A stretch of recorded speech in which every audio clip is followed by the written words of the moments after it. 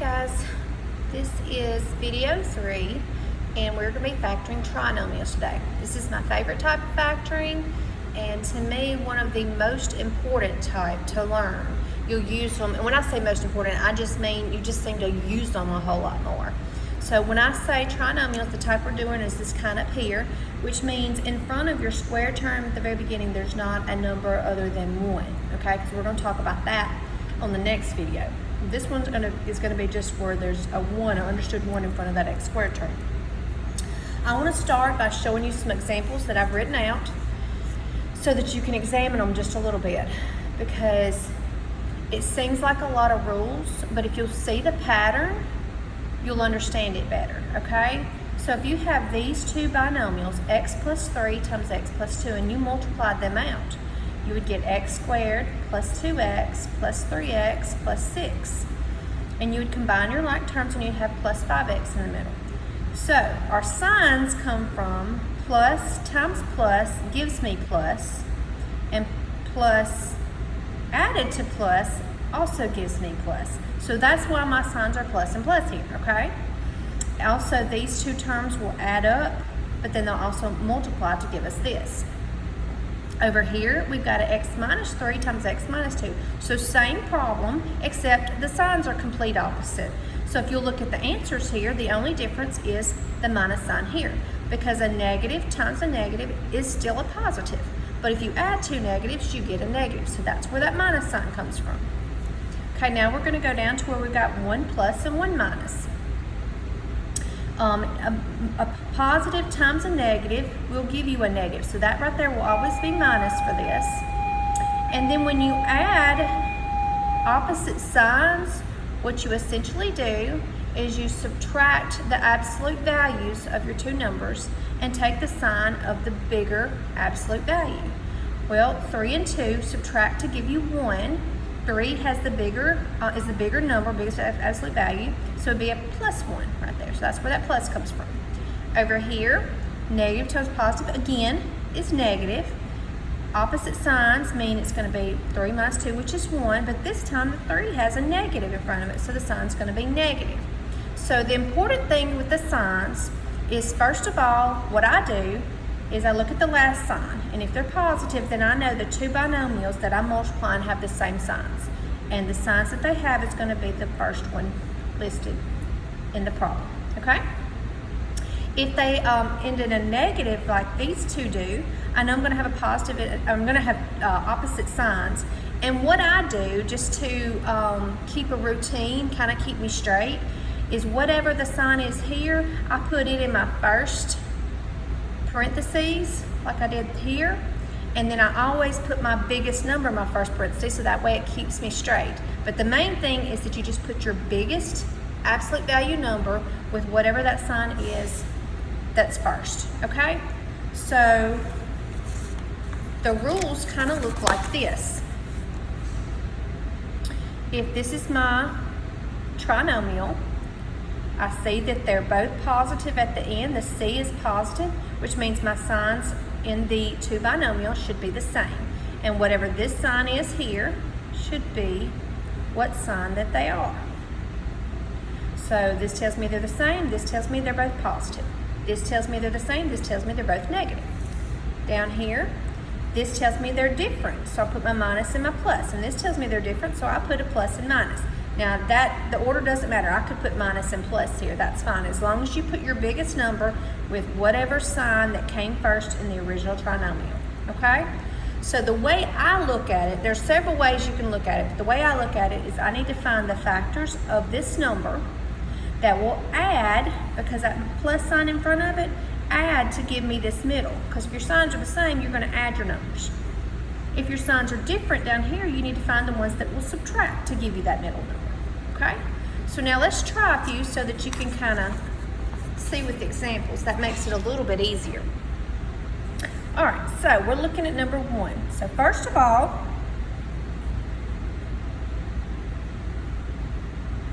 I'm going to go ahead and make my 2 sets of parentheses.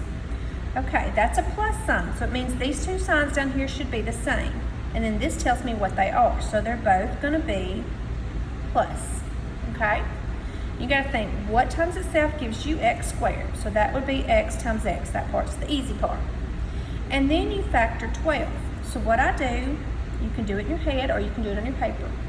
Multiply, get all your factors of 12. So 1 times 12, and 2 times 6, and 3 times 4. And I need the ones that add and give me 7, which would be the 3 and the 4. And since the signs are the same, it doesn't matter which parentheses you put them in. That's your answer, x plus 4 times x plus 3, or x plus 3 times x plus 4. Okay? All right, so let's mosey on down to number 3. All right, our signs are going to be the same. This is how I do it. They're going to be the same, and they're both going to be positive, so plus and plus. And I've got an h times an h, and then I take the 18 and I factor it. 1 times 18, 2 times 9, 3 times 6, and I need the ones that add and give me 9, so I need these two. Okay? So this tells you what you factor, but this tells you which factors to choose, okay? All right, number 5. We've got same signs and they're plus, so plus and plus. K times K gives me K squared. Factors of 5, well there's only one set of factors, 1 times 5, but 1 times 5 does add and give me 6. So that's the ones I use. Okay? You notice I always put my biggest number in the first blank. It's just a routine to help with the signs. If you struggle with that, you do not have to do that. You can put the smallest one first and the biggest one last. That doesn't matter. The only thing that matters is that your numbers are with the correct signs, not the order they're in. Just like if you multiply 3 times 5, you get 15. 5 times 3, you get 15 also. So the order doesn't matter. Okay, number 7, we got a minus here. All right. So minus means your signs are going to be different. So when mine are different, I put whatever this one is, that plus, I put it first, and then the minus I put second. If there was a minus here and a minus, I'd do minus then plus. Okay, but this tells you that they're different. They're going to be opposite. This one always tells me what I put in the first blank. Okay, so n times n gives you n squared. Factors of 18, I wrote them up here, but I'll go ahead and write them again. It's a good habit to have, especially when you get big numbers that you have to break down. I need the ones that subtract and give me 3, which would be 6 and 3. And since I always put my sign here that's first, I know my biggest one needs to go with that sign, so 6 and 3. So the main thing you need to know is the biggest factor needs to go with the plus sign. If you put the plus over here, you need to put the 6 with the plus, okay? All right, number 9. This tells me my signs are different. My biggest one's going to be plus. So plus and a minus. G times G is G squared. I need to factor the 10. 1 times 10, 2 times 5. And I needed to subtract and give me 3. So 2 and 5. My biggest one needs to go with the plus sign. So put my 5 here and my 2 here. Okay, number 11, the signs are, that minus sign means they are different. Biggest one's going to go with the plus, so plus and a minus. Factors of 45. I need the ones that subtract and give me 4, which would be the 5 and the 9. My biggest one needs to go with the plus, so my 9 needs to go with the plus. Okay, number 13.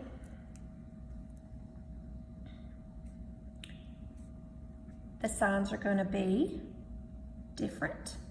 So my first one's going to be plus the way I do it. X and an X. I need the factors of 30 that subtract and give me 7. So 1 times 30, 2 times 15, 3 times 10, 5 times 6. Subtract and give me 7, or the 10 and the 3. The 10 needs to go with that sign there, which is the plus, so 10 and 3. Okay, number 15. Signs are different, but the biggest one this time is going to be the minus one. So I'm going to put the minus first. And that is not a rule, that's just how I do it so that I can remember. I always put the biggest number first. All right, factors of 63 that subtract and give me 2. So 1 times 63, 3 times 21, 4 won't go, 5 won't go, 6 won't go, 7 and 9. And I need them to subtract and give me 2, so that's the 7 and the 9. My biggest one's my 9. It goes with whatever sign was first, which was in the original problem, which was the minus. So I'm going to put the 9 with the minus and the 7 here. Do the full method when you're done to make sure that you didn't mess up, especially if you're not sure about your signs, if you don't feel confident about your signs. Do the full method at the end and make sure you got them right. Number 17, we got K and K. Signs are different, and my biggest one's going to go with the minus. So factors of 64, this may take me a minute. 2 times 32, 3 won't go, 4 and 16, 5, 6, 8, okay. Need them to subtract and give me 12, which was the 4 and the 16. The biggest one needs to go with the minus sign since it was first in the original trinomial. And there it is, all factored out. All right, that next page looks like this. I'm sure, yeah, looks like this. So let's look at 19.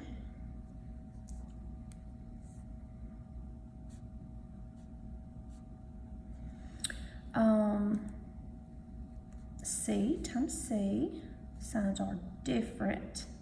My biggest one's going to have to go with the minus, so minus, plus. All right, factors of 56. This may take me a minute again. The bigger the numbers get, the longer it takes. 2 times 28, 3 won't go, 4 and 14, and then 7 and 8. I think that's it. I need them to subtract and give me 26, which would be those two. My biggest factor needs to go with whatever that sign was in the original trinomial, that first one. Okay. Number 21. This tells me the signs are the same. And this tells me what they are, so I'm going to have a minus times a minus here. So this time I need the factors of 24 that add and give me 11. So 1 times 24, 2 times 12, 3 times 8, 4 times 6. Add and give me 11 are the 3 and the 8. Okay, 23.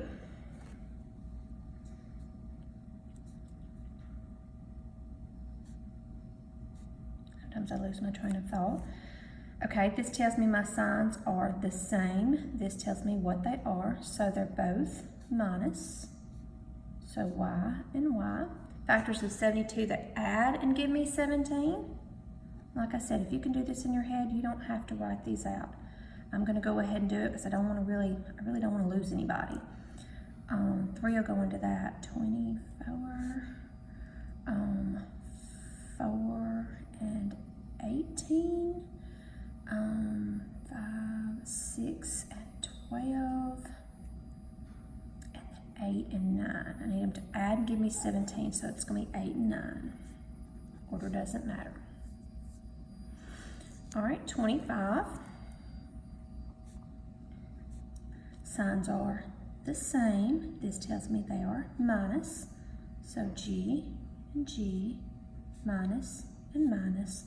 Factors of 48 that add and give me 16.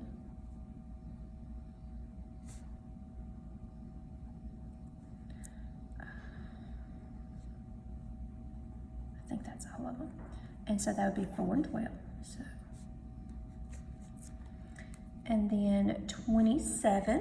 All right, this looks a little odd, but let me tell you how we know it's going to work. If you've got an x, you've got a squared here. If your leading variable is squared, then you know an x times x gives you x squared, so you're good with this. Your last one has to also be either squared or divisible by 2, as well as the first one, so that it could be y times y, so that would work also. Now your middle term, when you do the full method, you're going to have an x and a y, so it's got to be the square root of the square root of this one, square root of this one, and the square root of this one, which would be xy, and that's what it should be at the end. And I'll go ahead and check this one so that you can see what I'm talking about. I know I'm not real clear with that. Okay, so we're going to go ahead and see that the signs are the same and they're plus, so plus and plus. X times x gives me x squared. That part's not too hard. We need the factors of 42 that'll add and give me 13. So I need 42. 1 times 42, 2 times 21, 3 times 14, 4, 5, 6, and 7. Okay, so 6 and 7 is going to add and give me 13. But 6 times 7 doesn't give me 42y squared, it just gives me 42. So I need to make sure the y is with it. 6y and 7y. Now that's my answer, but let me check it so that I can show you that it's going to work, because I didn't show you one exactly like this. So if we check this, we get x times x, which is x squared. We get x times 7y, which is 7xy. We get 6y times x, which is 6xy. And we get 6y times 7y, which is 42y squared. If you combine those two middle terms, you'll get 13xy and then 42y squared, which gives you that original problem back, okay? So that's why that works out like it does. All right, so again, this one is a perfect square. The variable is m squared. I can do m times n squared, I can do n times n, so that's gonna work. And the middle term needs to be the square root of this one, which is m, and the square root of this one, which is n. That's what the variables need to be there, okay? So, first of all, my signs are different. And my biggest one's going to go with my plus signs. I'm going to put plus minus. And this is an m and an m. All right, factors of 24 that subtract and give me 2.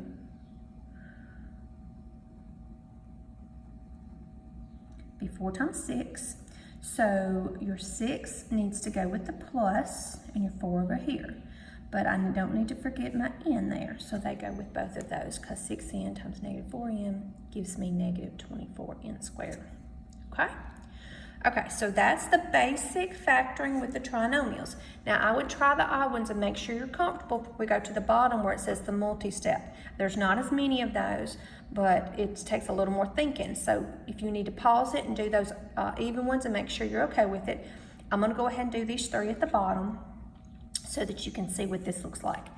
With each type of factoring, we're going to do the ones where you can take a GCF out first and then factor it. So look at number 31. They all have something in common that can come out. That would be 4. If you take that out, you're left with n squared plus 3n plus 2. Okay, once you're through taking the 4 out, you always need to make sure whatever's left in the parentheses will not factor again. So we've got to see if that's a trinomial that will factor. If it does factor, the signs are going to be the same and they're going to be plus, so plus and plus. Now I need the factors of 2 that add and give me 3. Well, 1 and 2 multiply to give you 2 and they add to give you 3. So this would be your completely factored trinomial. You can't leave the 4 off. A lot of people will forget that once they go from this step to this step and they'll just put this. But this right here is going to give you what's in the parentheses. We need to get the original problem, so make sure that the 4 is out there too. That is still a factor, okay? All right, number 33, my GCF there would be 3. Take that out, we're left with y squared minus 5y plus 4. We'll try to factor that further if it will. Signs are going to be the same. They're both minus. And the factors of 4 that add and give me 5 would be 4 and 1. There we go. So there's my answer. And then the last one, GCF is 2. So I've got b squared plus 5b plus 6. I've got to see if this will factor further. The signs are going to be the same. They're both plus. B times b is b squared. factors of 6 that add and give you 5. You have to be careful with this one because there's factors of 6 that add and give you 5, and there's factors of 6 that subtract and give you 5. So you got to make sure you know which one you're doing, and whatever's in front of that 6 is what you're doing. So you're going to add them and give you 5. So that would be your 2 and your 3.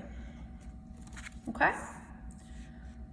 All right, so now you have factored trinomials. Definitely practice on this because we're going to get to a little bit more difficult kind next.